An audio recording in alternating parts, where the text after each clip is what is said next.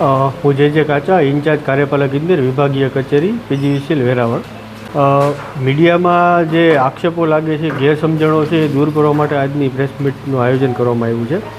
સૌપ્રથમ આપને કહી દઉં, વિભાગીય કચેરી વેરાવળ હેઠળ કુલ 1,05,000 જેવા ગ્રાહકોને ત્યાં સ્માર્ટ મીટર લગાડવાનું આયોજન છે. જે પૈકી હાલમાં 414 જેવા ગ્રાહકોને ત્યાં લગાડવામાં આવેલ છે, જેમાં પીજીવીસીએલના કર્મચારીઓનો પણ સમાવેશ થાય છે.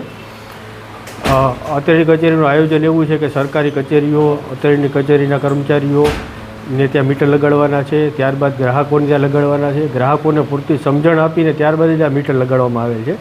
વેરાવળમાં જે 414 ગ્રાહકોને ત્યાં લગાડવામાં આવેલ છે, એમાં એમને કોઈપણ જાતની ફરિયાદ આજ સુધી જોવા મળેલ નથી.